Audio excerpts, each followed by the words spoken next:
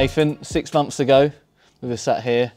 Your first day as a Brentford player. Have you? 6 months ago, yeah. Yeah, well, I think so. My maths isn't great. It's about 6, 7 months, shall we say? Have you found it? Really good, interesting, tough, fun, enjoyable. Like, it's brought every emotion there is probably since I first joined. You know what I mean? I've had some really good memories. I've had some bad ones I'd like to forget about, but I've made a lot of good friends, a lot of good people, and I'm really enjoying it. I think with footballers, obviously, when they join a new club, I feel like with attacking players, it's kind of, they need to adapt to the style of play. And with defenders, quite often, it's kind of, you're just expected as defenders just to know how to fit in systems and defend. Has there been much difference here compared to other clubs you've played? Yeah, I think there's always a difference. Every manager wants to play a different way. Every team plays a different way, and of course it takes some time. You know what I mean? And everything's a lot easier when you're winning every game. You're winning games, and he's playing great football.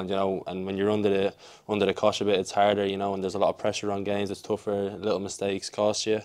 But of course, from every team, every manager, every way is always different. In that, I looked at some of your stats this is the third season in the Premier League, and I noticed Burnley, then Wolves, and here your average passes per game's gone up each time. Is that something that's bigger here, playing out from the back, getting on the ball a lot more? I think so, yeah. I think obviously under Byrne we had a style of play, we'd play, and it was a lot about defending, which I really enjoyed. Obviously just defending, heading balls, clearances, just being a real defender. Then moving on to Wolves, you were taught a bit more to get on the ball, be more of a playmaker, getting stuff started.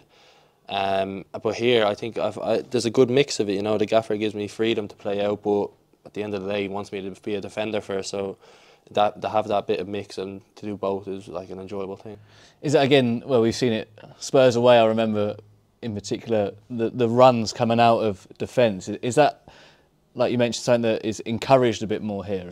Yeah, well, it's not even that it's encouraged. Gaffer just he allows me, he gives me that freedom, he gives me that bit of confidence to say if it's on, step in. You know what I mean? And I enjoy that part of the game. I want to play football. I want to step in. I want to create things. But he also has to remind me that I'm a defender. First and foremost, I have to defend. You know what I mean? So I really have to concentrate on being a defender first and letting the playmaker, the start attacks, just let it come as it will. But first and foremost, a defender. We saw that early doors with that ball to Brian. Yeah. And the touch. Yeah. That playmaker. We always laugh about that one because I think we were losing. What was it, 2-1? Yeah. And it was funny because me and Chris Agier, come on, you're losing 2-1 and you bring on 2 centre backs. It must be something funny, because he was bombing up and down the right wing. I was there trying to ping passes through. It was we just always joke about that. But it paid off. Yeah, it did. Not a bad touch from Brian as well. He made the pass look a lot better. You're doing yourself a disservice there, mate. You mentioned you've gone through every emotion this season. It's been a roller coaster as a fan to watch as well. There's obviously been some tough times, and recently we've been in a bit of a tricky spell. How have you guys found that in the change room, and how do you keep the spirits up and to keep going every week? I don't think it comes from the players. I think it comes from everyone. I think it comes from the physios, from the coaches, from the chefs. The kit men. Everyone has to chip in every day to give that bit of energy, that bit of banter, bring it back in, to keep everyone's moods up. It's not nice losing. Nobody wants to lose games. You know what I mean? And to consecutively lose games when a lot of time we don't deserve to, or a lot of times we probably deserve something out of it. It makes it a lot worse. But it is up to everyone to keep moods high, everyone to have a good bit of crack when they come in. Just kind of forget about it, do your clips, do your analysis, remember it in the meetings when there's time to talk, but then when you're outside of football, just get back to life, get back to normality, you know what I mean, and just try stay away from it as much as possible. It seems something that you've proper thrown yourself into, the changing room. You're kind of in amongst it. It seems like you're fully involved in what looks like a really good group. Yeah, I said it as soon as I come in that it was one of the easiest groups I've walked into. After a week I was talking to everyone. After the week I was best mates with a lot of them.